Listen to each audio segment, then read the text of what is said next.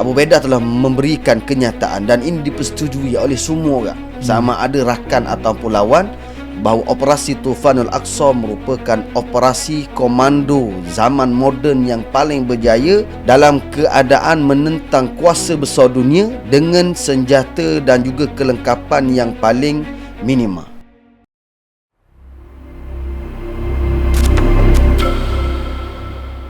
Assalamualaikum warahmatullahi wabarakatuh. Bertemu kembali kita dalam episod ke-19 Ulas Sebentar bersama dengan saya Abdul Rahman bin Cik Mat, Muhammad Mahyudin bin Muhammad Yusof.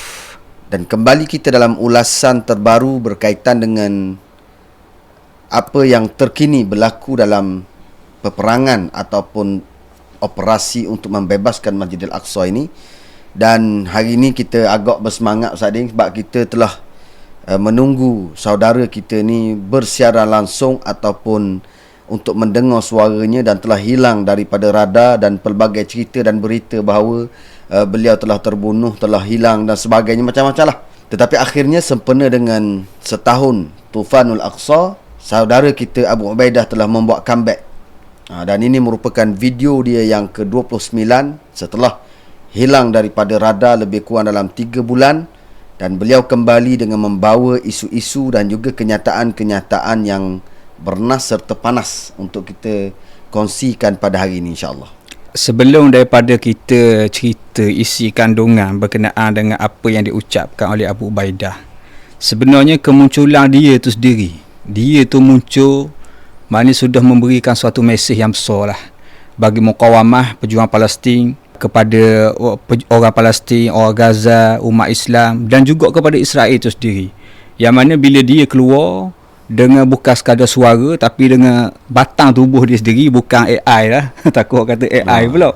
Jadi benda tu sudah menimbulkan suatu semangat bagi pihak orang Islam dan juga pejuang Palestin, dan juga menimbulkan rasa susah hati, gelisah, rasa kegagalan lah kerana setelah setahun maknanya pimpinan-pimpinan utama pejuang Palestin ni diburu, sampai ke hari ini mereka ni gagal dibunuh oleh Israel. Maknanya benda ni menunjukkan kegagalan operasi ketenteraan, kegagalan risikan dan segala-galanya gagal lah. Dan boleh dikatakan ketika mana ucapan Abu Ubaidah ni keluar, terhenti dunia di dalam Israel, dalam Palestin dan setiap mereka yang mengikuti isu Palestin. Sebab semua orang menumpukan perhatian sepenuhnya di atas ucapan yang diberikan oleh beliau. Dan video ni antara video yang agak panjang berbanding dengan ucapan-ucapan dia yang sebelum daripada ni, khususnya sempena dengan setahun lah. Sebab setahun dah operasi Tufanul Aqsa. Dan kita akan cuba untuk berkongsi beberapa poin-poin yang disebut oleh Abu Ubaidah sepanjang ucapan yang telah disebut oleh beliau dalam operasi. Dan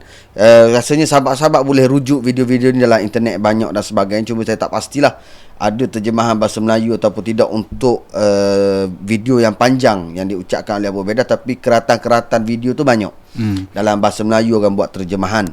Perlu diingatkan juga, walaupun kita sebut dah dulu dalam episod yang lama dulu, bahawa apa yang disampaikan oleh pejuang-pejuang Palestin melalui jurucakap rasmi mereka Abu Ubaidah dan lain-lain ini, dia mendapat perhatian yang besar bukan sahaja di kalangan Islam, bahkan di kalangan Israel sendiri. Sebab apa yang disampaikan oleh Abu Ubaidah ini lebih dipercayai oleh sebahagian besar rakyat Israel berbanding dengan kerajaan mereka dan tentera mereka sendiri, kerana sudah banyak kali terbukti dan terdedah bahawa pimpinan Israel, politik mereka dan ketenteraan mereka banyak menyebarkan berita-berita yang salah untuk mengaburi rakyat Israel dan juga masyarakat dunia luar.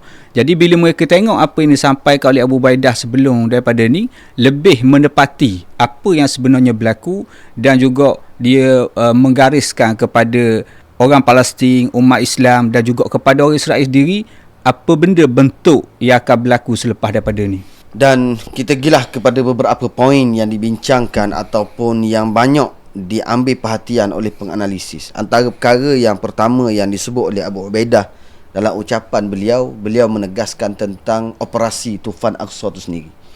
Dalam tempoh sejarah dunia moden yang ada pada hari ini, dengan suasana yang ada di Timur Tengah, dengan Israel mempunyai kekuatan yang luar biasa pada senjatanya, pada namanya, pada reputasinya, dengan backup yang paling besar iaitu Amerika, Abu Ubaidah telah memberikan kenyataan dan ini dipersetujui oleh semua orang, sama ada rakan ataupun lawan, bahawa operasi Tufanul Aqsa merupakan operasi komando zaman moden yang paling berjaya dalam keadaan menentang kuasa besar dunia dengan senjata dan juga kelengkapan yang paling minima. Dan juga bila kita tengok operasi yang dilakukan oleh pejuang Palestin ni, mengingatkan kita kepada ayat Al-Quran. Allah Ta'ala sebut, kam min fi'atin qalilatin ghalabat fi'atan kathiratan bi'idnillah. Banyak mana dah kumpulan kecil berjaya mengalahkan kumpulan yang besar dengan izin daripada Allah Ta'ala. Benda ni adalah bantuan daripada Allah Ta'ala, kerana kalau kita tengok macam Ustaz Amal kata tadi lah, kalau kita kira dari segi kemampuan, teknologi, kebendaan, senjata dan seumpamanya, boleh dikatakan hampir mustahil benda ni boleh dilakukan. Sebab tu masa mula-mula kejadian yang berlaku, ada orang tak percaya benda ni berlaku. Bahkan dia kata boleh ada benda ni wayang, kerana benda tu dari segi ketenteraannya, risikannya, hampir mustahil lah berlaku, tapi benda tu berlaku. Situ kita kata karamah yang Allah Ta'ala beri kepada pejuang-pejuang ni. Allah Ta'ala memuliakan mereka, walaupun kumpulan yang kecil, mereka boleh mengalahkan kumpulan yang besar. Ada seorang penganalisis tadi, dia orang, tak silap saya orang benar. Dia penganalisis ketenteraan dan juga dia penganalisis politik antarabangsa lah. Dia kata dia umur dia dalam 80 lebih tua dah. Dia kata kalaulah aku berada pada zaman sebelum zaman sekarang ni, dengan adanya video, adanya audio dan sebagainya, kalau orang cerita ke aku tentang operasi Tufan Aqsa, aku tak akan percaya. Sebab dia kata barang ni barang dalam mimpi.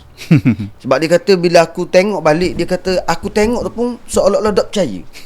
Macam mana operasi yang sehebat ni boleh dilakukan oleh satu kumpulan yang kecil yang dikepung dari pelbagai sudut bertahun-tahun dan berbelah tahun.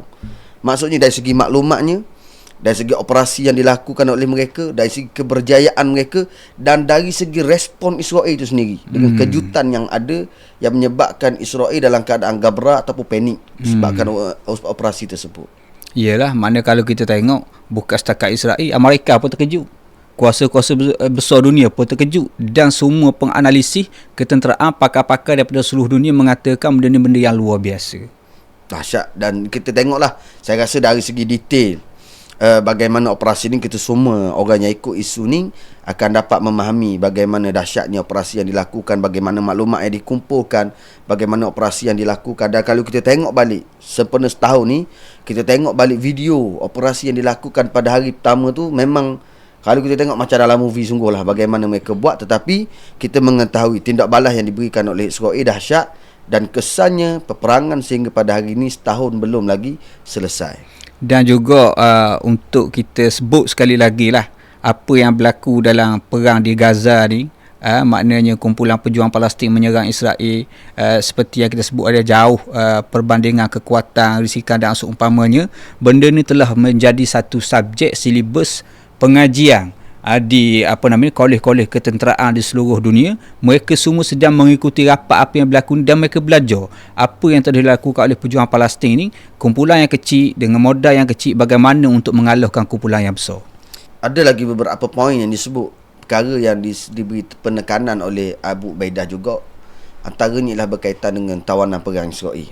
Dan beliau menekankan secara langsung bahawa apa yang berlaku kepada tawanan Israel ini merupakan hasil daripada kerja tangan Israel itu sendiri.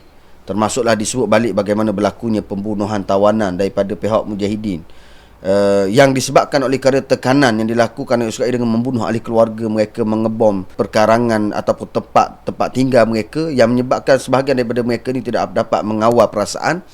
Dan disebut walaupun benda ni dari segi agama Islam bukan merupakan adat dan juga perkara yang sepatut dilakukan, tapi reaksi dan tindak balas manusia ni perkara yang tidak boleh dikawal.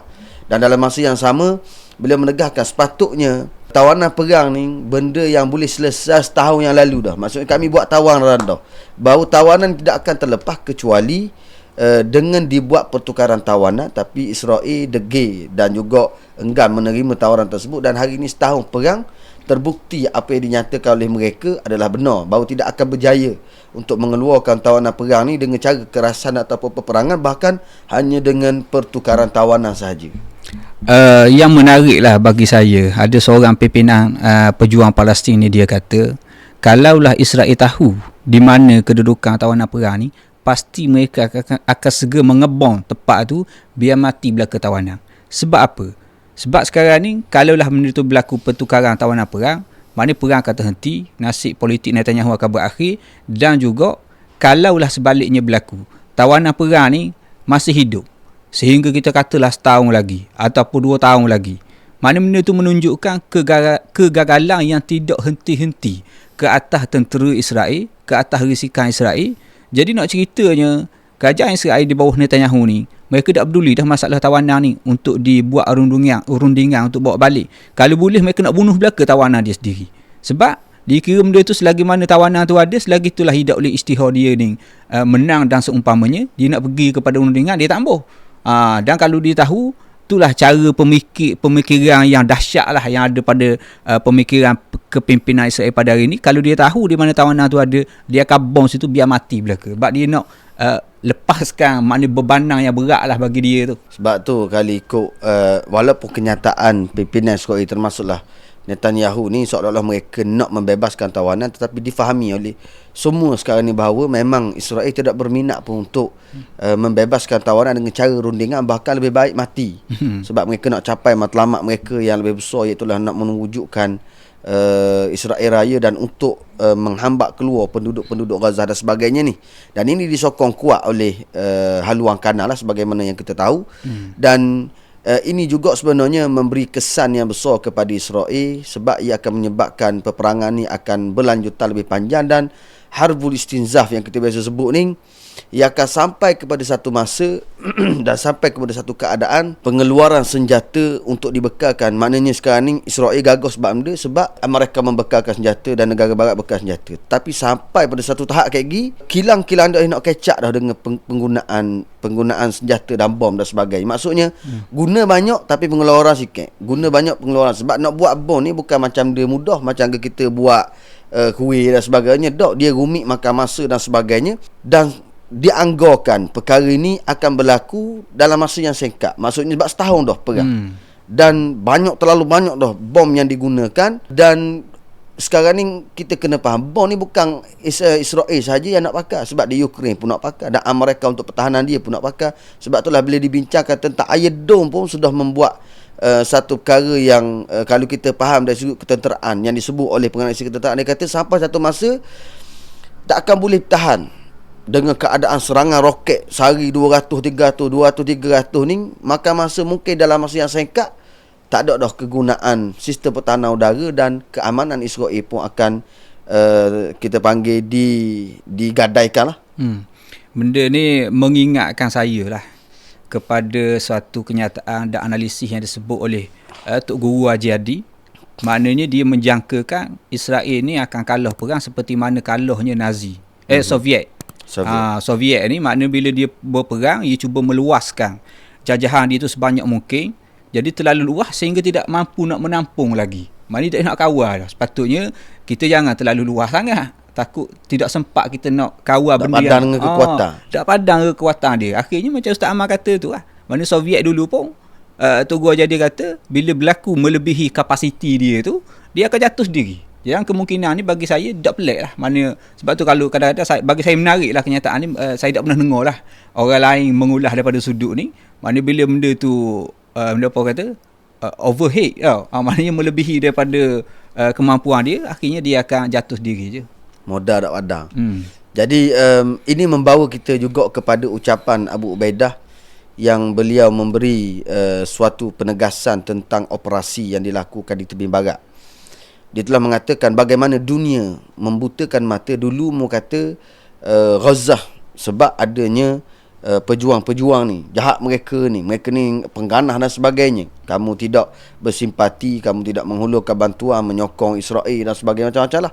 Tiba-tiba operasi yang sama dilakukan di tebing barat.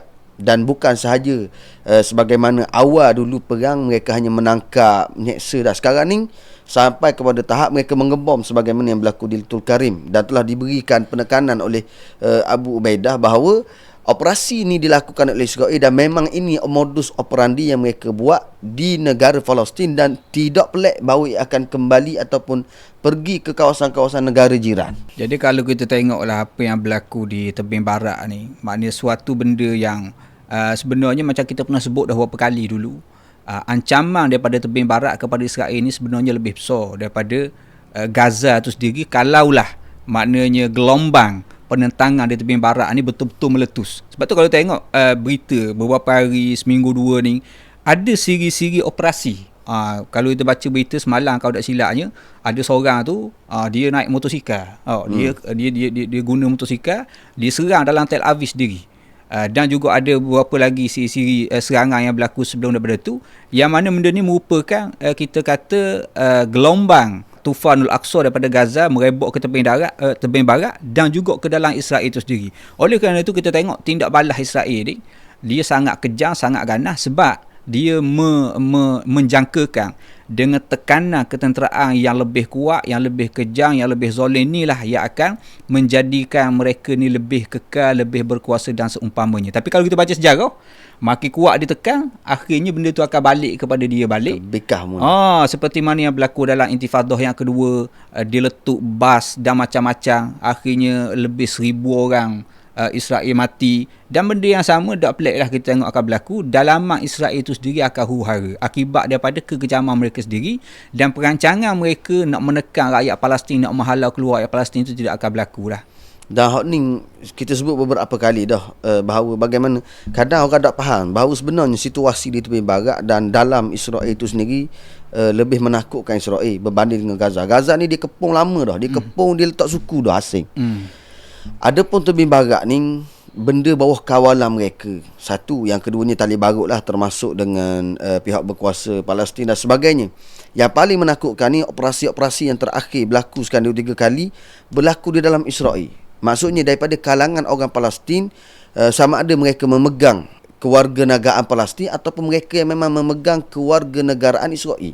Maksudnya orang Palestin yang lahir membesar di dalam Israel, mereka yang melakukan operasi ni di dalam Israel, dalam Tel Aviv, dan ia sebenarnya akan menimbulkan suasana panik kepada masyarakat. Sebab apa? Kalau dengan roket, mereka yakin dengan sistem pertahanan udara ni. Maksudnya dia ada sistem penggera dan sebagainya, dia boleh masuk dalam bunker dan sebagainya. Tapi hak berlaku dengan operasi yang tidak boleh dijangka, istisyhadiyah ataupun macam-macam operasi tikam tembok ni dalam Tel Aviv, menyebabkan semua orang tidak rasa aman di mana-mana tempat. Dalam mall takut, dalam jalan raya takut, keseng kereta api takut, duduk rumah pun takut. Semua tempat bagi mereka tidak lagi aman. Daripada sudut yang lain pula, kalau kita tengok banyak operasi-operasi tikam tembok dan macam-macam ni membuktikan bahawa sebenarnya polis Israel yang di bawah Menteri Ben Gvir ni gagal menjaga keselamatan rakyat Israel. Dan sekarang ni pun kalau pada sudut pandang rakyat Israel sendiri, menteri yang jaga polis keselamatan negeri ni maknanya penuh dengan siri-siri kegagalan. Sebab tu kalau kita tengok Ketua Pembangkang Israel Yair Lapid pun dia kata Ben Gvir ni, menteri polis yang jaga keselamatan dalam negeri ni, dia kata dia menjadikan kegagalan tu suatu pekerjaan.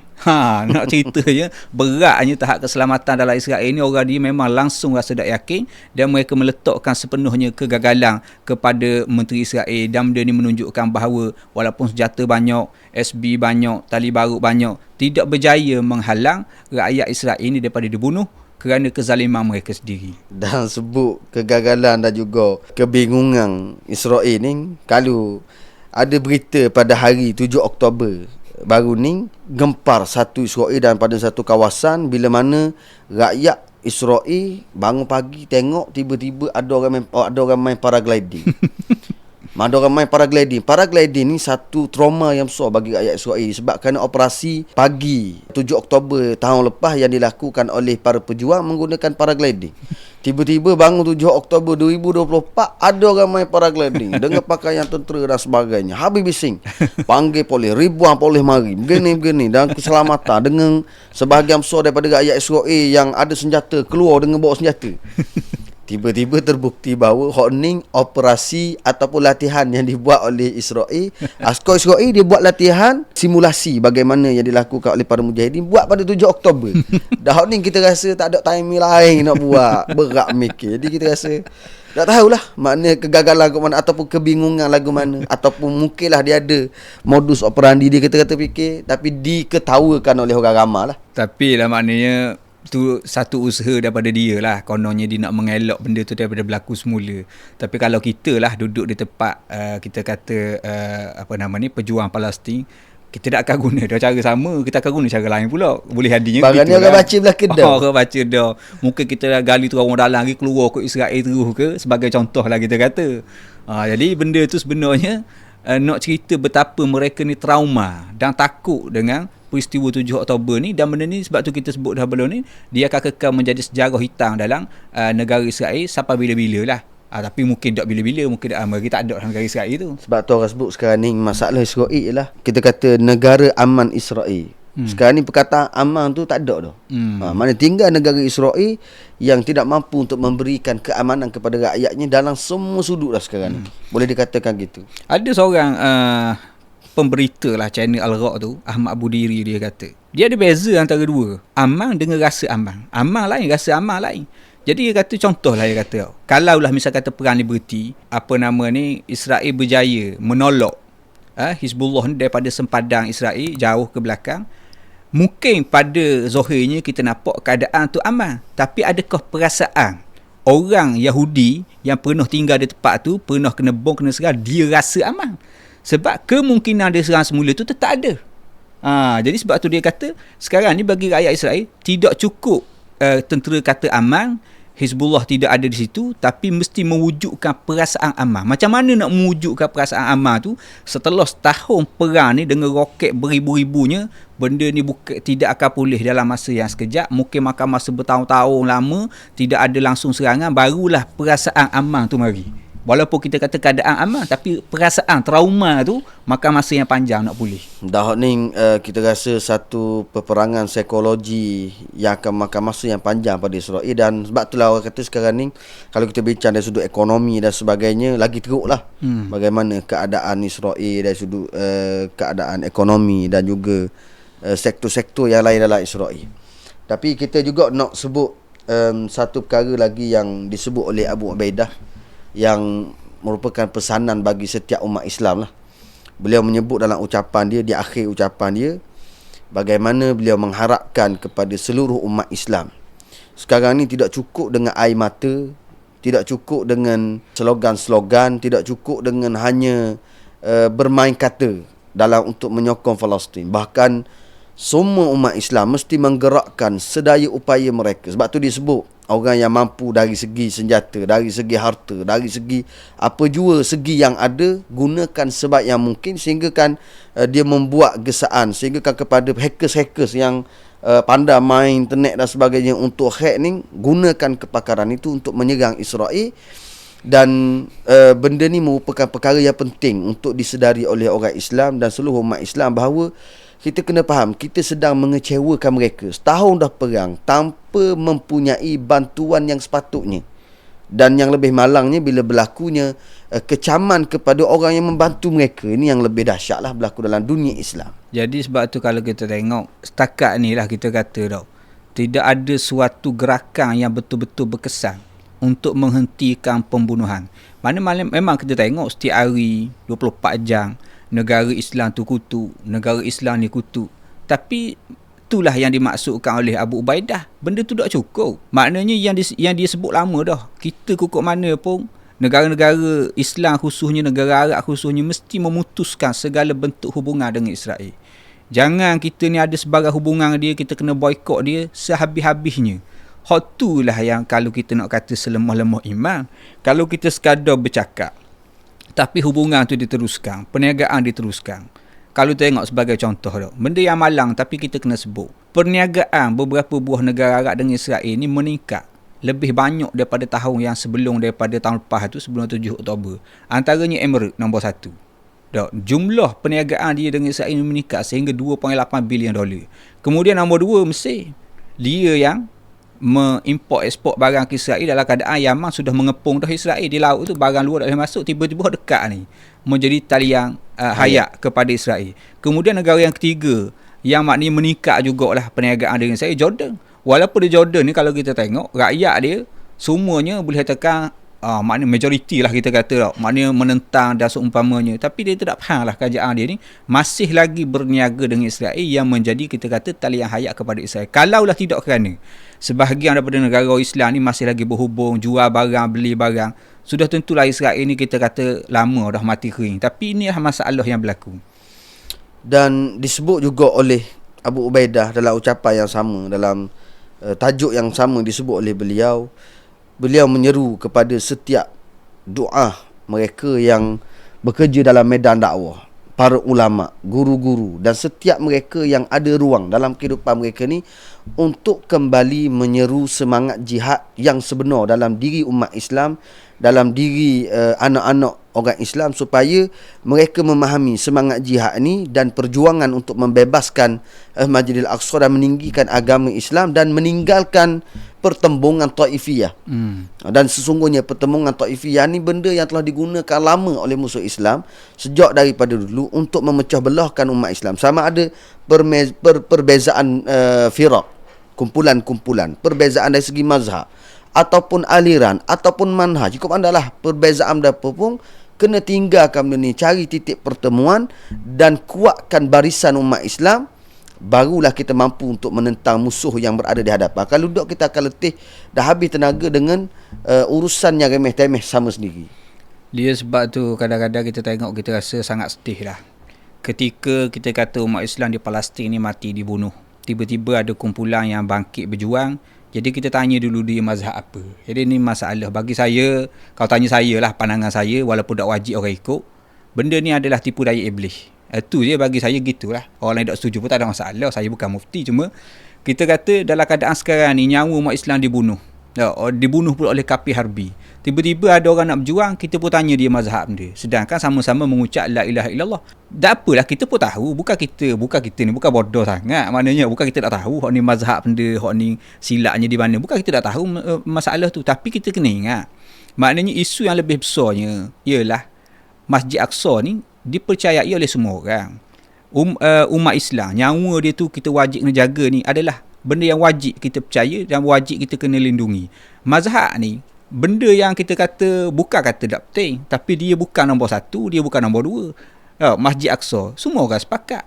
Tanah Palestin, tanah air umat Islam, semua orang sepakat. Tiba-tiba nak berjuang kena tapih dulu. Mazhab apa? Jadi benda ni masalah lah. Dan kadang-kadang ditimbulkan masalah, kita kata, ada orang kata Hasan Rasulullah syahid ke tak syahid ke. Tak apalah, ikut pandai awak lah. Awak nak kata dia tak syahid, terpulang lah. Tapi adakah kita nak berkhilaf masalah kita wajib melawan Israel? Sekarang ni ada orang kata Syiah berlaku. Tak apalah kalau dia berlaku bunuh Israel, jangan dia berlaku bunuh orang lain pula. Dia nak berlaku bunuh Israel, biar dia bunuh lah. Apa masalahnya? Kalau kita boleh dalam sirah Nabi pun kita boleh berpakat dengan orang musyrik sekalipun Nabi berpakat, apatah lagi dengan Syiah.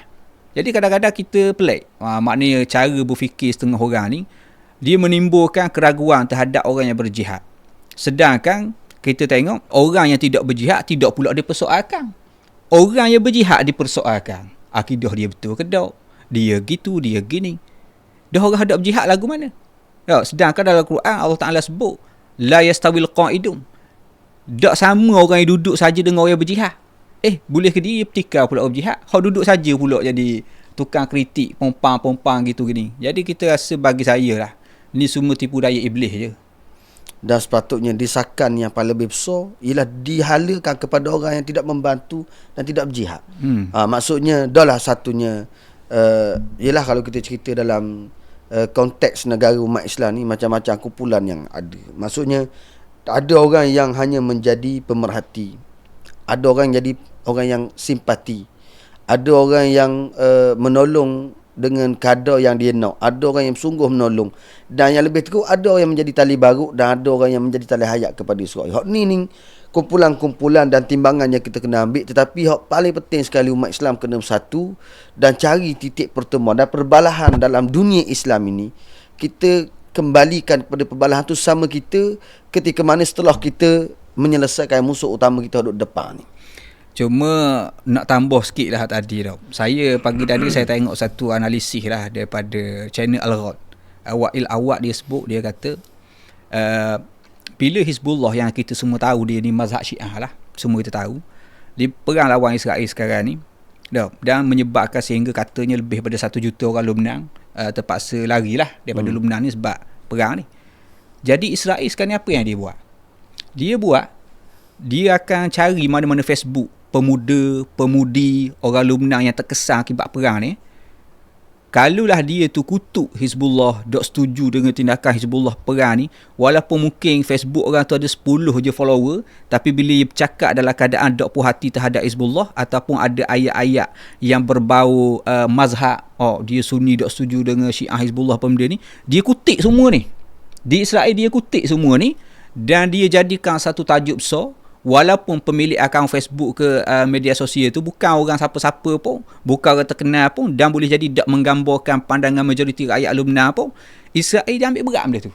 Dan dia buat ulasan. Dia pula nak lawan Syiah. Konon-konon nak tolong ahli sunnah. Israel ni. Dia punya kerja. Dia jadi Sunni lah. Dia pula jadi Sunni, melebihi orang Sunni. Nak ceritanya. Jadi nak ceritanya tau. Orang-orang yang memainkan modal ni, jadi kadang-kadang kita rasa tak ada beza mana dengan Israel ni. Itu yang berlaku sekarang ni. Ini bukan saya reka dia, maknanya benda yang betul. Maknanya Israel ambil modal-modal ni untuk dia sebarkan dan menimbulkan perpecahan dalam keadaan dalam masa yang sama dia membunuh orang Islam. Lepas tu dia pun cocoh pula. Dia cucuk pula supaya kita ni berbalah dalam keadaan yang tak sepatutnya kita berbalah sekarang ni masalah benda ni. Ialah benda yang malang berlaku dalam umat Islam dan kena baiki. Khususnya kita nak menghadapi musuh yang besar ni, dan kita kemungkinan akan menghadapi tahadiyat ataupun cabaran yang lebih besar di masa yang akan datang, sebab peperangan yang meletup ni boleh menjadi besar dalam bila-bila masa, dan kita tak boleh kata bahawa kita duduk jauh tidak akan terlibat. Kita akan terlibat sama dalam konflik ini, dan dalam jangka masa yang dekat ataupun jangka masa jauh, sama ada dari sudut perang ataupun dari sudut ekonomi, kesan yang akan ada kesan sedikit sebanyak kepada seluruh dunia, termasuklah kita yang berada jauh daripada mereka ni. Dan kita nak sentuh jugalah, pernah kita buat video ni ataupun kongsian ni, kita nak sentuh juga tentang sedikit perkembangan yang berlaku di Lebanon. Sekarang ni kita tahu perang serangan darat daripada Israel ke atas Lebanon ni makan masa hampir 2 minggu dah. 2 minggu dah serangan darat, dan askar yang paling mahir, senjata yang paling dahsyat, rancangan yang paling teliti, dan serangan bom yang gila.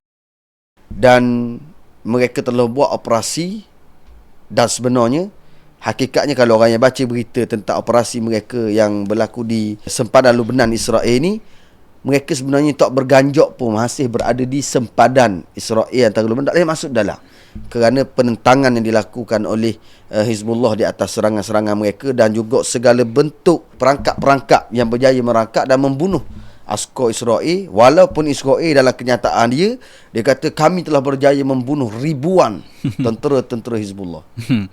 Yang menarik juga, seorang penganalisis perang dan strategik di Lebanon tu, dia kata apa? Dia kata sekarang ni Israel tidak berani membawa kereta-kereta kebal dia tu dekat dengan sempadan Lebanon. Masih lagi diparking jauh daripada sempadan, dan mereka sekarang ni cuba menyelinap masuk dengan cara tentera dia ni berjalan kaki dan guna motosikal.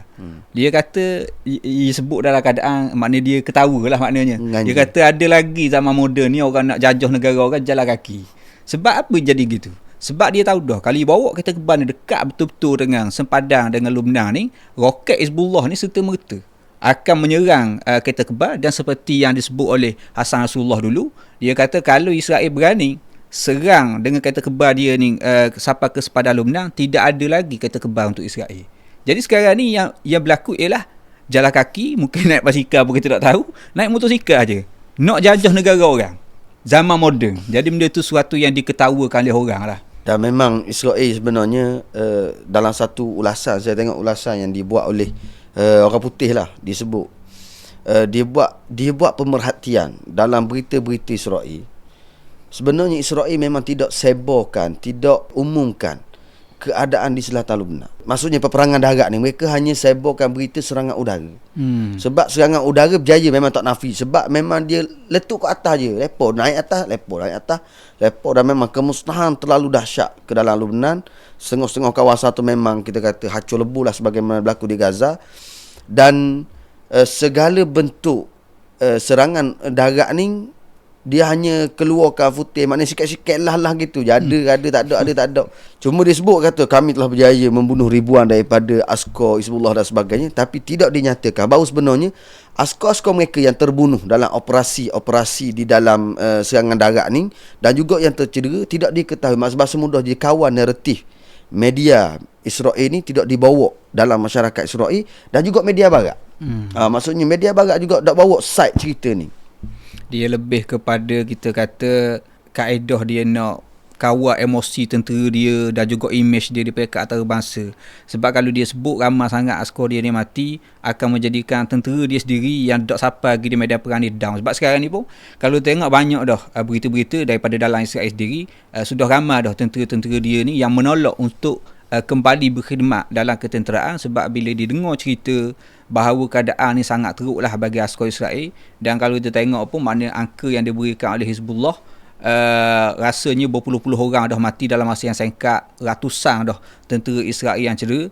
Dan dalam masa yang sama, oleh kerana keadaan tu sangat mendesak dan terdesaklah bagi tentera Israel ni, mereka tidak dapat menghampiri sepadang Lubnan ni dengan selesa, tapi ramai mati dan cedera. Mereka ni guna taktik yang sangat kotor, disebut oleh penganalisis politik dan ketenteraan di Lubnan lah. Oleh kerana kita semua tahu tahun 2006 ni, maknanya Lubnan ni telah berperang Hizbullah antara Israel ini, kemudian dihentikan oleh satu keputusan 1701 daripada PBB tu. Dia letakkan tentera-tentera pengamat antarabangsa daripada Ireland, daripada beberapa buah negara. Sampai kali ni tentera tu masih ada lagi berkawal di checkpoint tertentu lah. Dan masih ada tentera tu. Tapi Israel ni jahat. Bila dia tak boleh nak berlawan dengan Hizbullah, dia pergi dekat dengan tentera pengamat antarabangsa ni, konon-kononnya nak menjadikan tentera pengamat antarabangsa ni pula sebagai perisai dia. Supaya bila Hizbullah nak serang, Hizbullah akan serang tentera pengaman ni. Padahal tentera pengaman ni tak terlibat dalam perang tu. Mereka hanya melaksanakan tugas dia mengawal sempadan sahaja. Jadi ni menurut penganalisis satu tindakan yang sangat jijik dan keji lah. Dan tentera pengaman tu sendiri pun maknanya mereka yang melaporkan perkara ni, dan mereka telah menghantar surat kepada pihak Majlis Keselamatan PBB supaya Majlis Keselamatan ni mengarahkan Israel jangan mendekati checkpoint yang tentera pengaman ni duduk. Tapi macam biasalah, tidak ada apa-apa yang berlaku. Kerja dia dah, barang kerja dia belaka. Tapi bila sebut tentang operasi yang dilakukan oleh Hizbullah ni,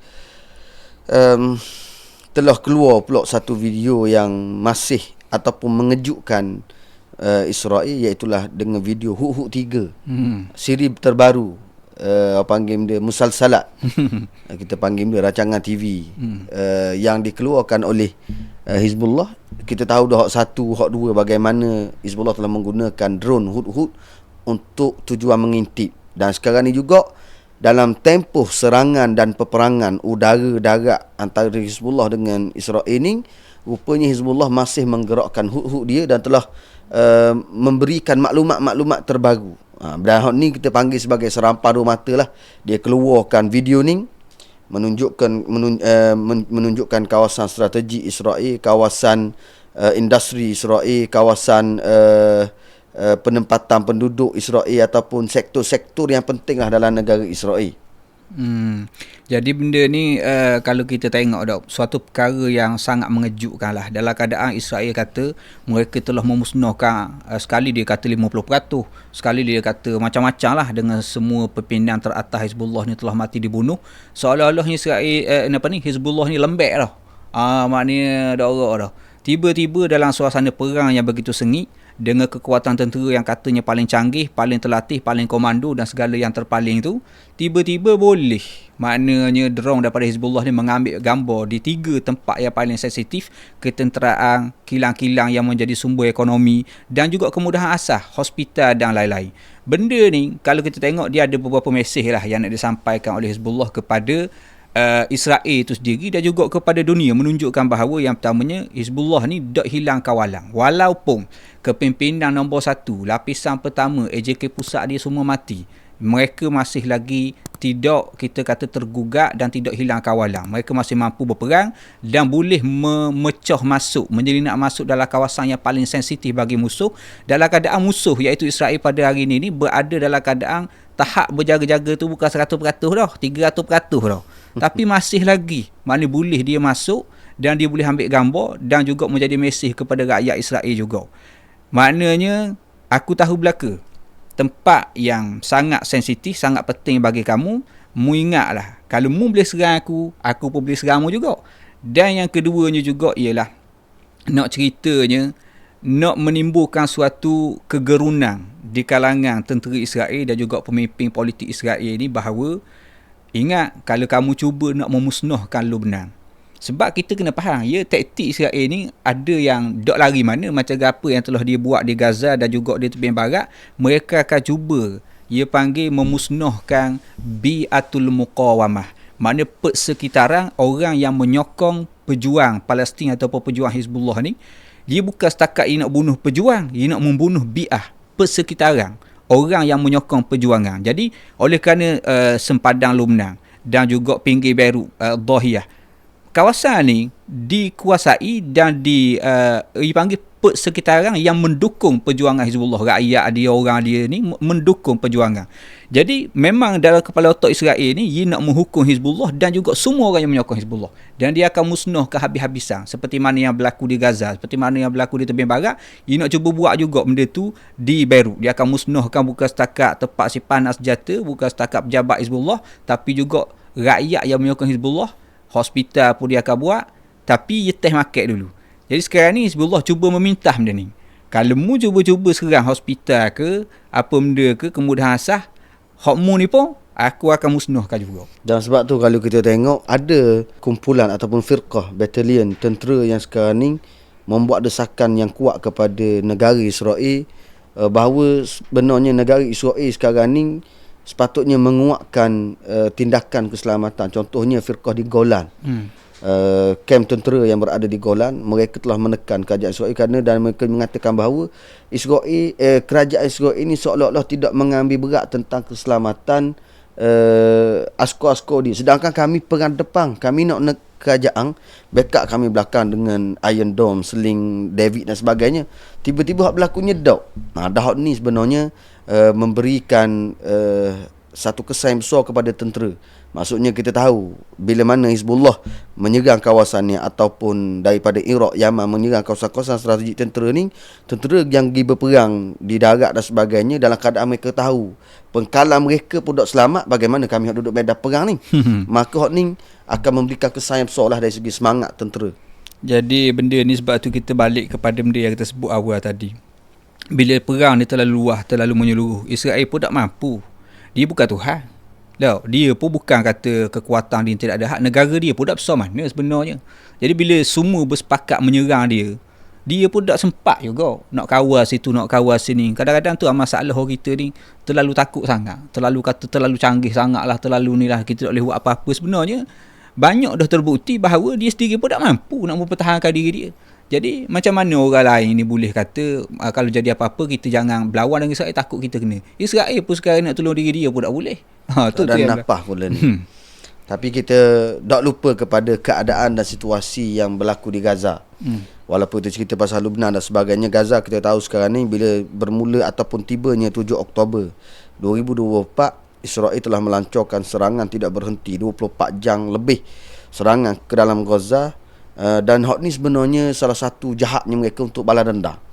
Mereka tang gila-gila dengan bom, serang dan kalau kita baca berita tu macam-macam lah pembunuhan yang dilakukan oleh mereka. Dan antara tempat yang paling dahsyatnya bila mereka menyerang Jabalia lah. Jabalia ni antara tempat yang terkesan berat sekarang ni. Dan ini merupakan operasi ketiga Israel masuk pula ke Jabalia setelah sebelum daripada Ning.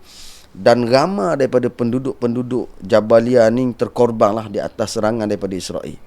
Jadi kalau kita tengok dah apa yang berlaku di Gaza ni, dan juga apa yang berlaku di Lubnan, dia saling berkait. Sebab bila kerajaan Israel membuat keputusan untuk dia menyerang Lubnan, dia telah mengalihkan beberapa pasukan yang besar lah daripada askar dia berada di Gaza ke sempadan Lubnan. Sebab sekarang ni katanya kumpulan yang paling besar mengepung Lubnan ni lah paling banyak tentera Israel ni.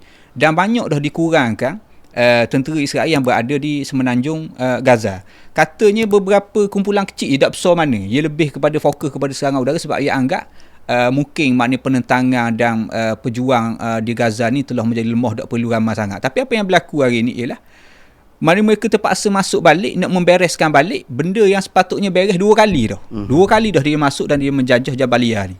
Jadi dalam keadaan sekarang ni, dia dengan sokongan ketenteraan yang tidak terlalu banyak, lepas tu dia letih dah perang, lepas tu dia masuk pula ke Jabalia, mengepung pula. Jadi kita rasa benda ni akan menjadikan kita kata daripada satu sudut, oleh kerana berlakunya perang di Lubnan, dia akan merengangkan sedikitlah tekanan ke atas pejuang di Gaza. Dalam masa yang sama, Mana pejuang di Gaza ni dia berjaya memulihkan kekuatan dia dan dia mampu berperang. Dan kalau kita tengok apa yang berlaku beberapa hari lepas ni, 3-4 hari lepas ni, ada sebahagian penganalisis kata seolah-olah ni 7 Oktober tu baru start balik. Dengan kekuatan ada. Kekuatan yang ada tu dengan serangan, dengan kamin, perangkap dan seumpamanya. Jadi rasanya akan kita kata Israel ni dia akan letih di Gaza. Mungkin dia pun dah ambil berat mana dah. Dia akan anggap Lebanon pula ancaman besar. Dan mungkin dia pun lepas dia ni rasanya di Gaza ni dia akan serang malu-malu gitu ya kau. Mungkin gitulah.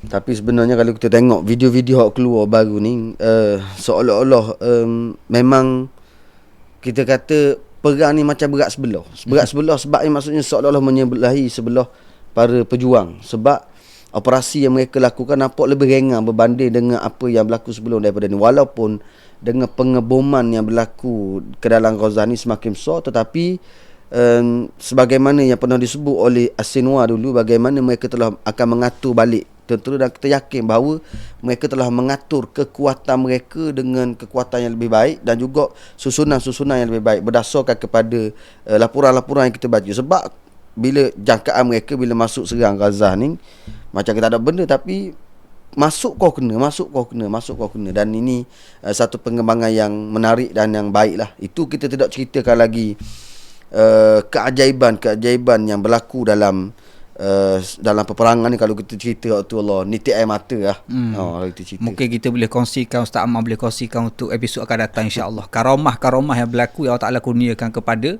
mujahidin kita di Gaza akan datang insya-Allah. InsyaAllah kalau ada ruang masa kita boleh berkongsi, tapi kena ajak minum air Ustaz. Barang ni eksklusif. Kita pay per view. Pay per view. Jadi kita boleh. Barang mahal ni je tak mari budak-budak dia ada bayaran dia. Jadi insyaAllah itu di antara sedikit sebanyak yang kita boleh kongsikan pada hari ini.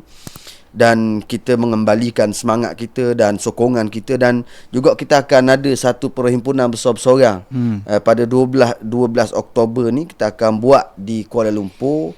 Jadi mari kita ajak semua orang untuk menyertai himpunan sempena dengan setahun Tufanul Aqsa pada 12 Oktober ni di hadapan kedutaan mereka insya-Allah. Dan kita menutup pertemuan kita pada kali ini dengan kita mengulang ucapan daripada Abu Ubaidah dan tidak lekang daripada mulutnya, innahu la jihadun nasrun aw istishhad. Sesungguhnya ini adalah jihad untuk meninggikan agama Allah Subhanahu Wa Taala, sama ada kita mencapai kemenangan ataupun syahid pada jalan Allah Subhanahu Wa Taala. Aqulu qauli hadza wa astaghfirullahal azim li wa lakum. Wassalamualaikum warahmatullahi wabarakatuh. Waalaikumsalam.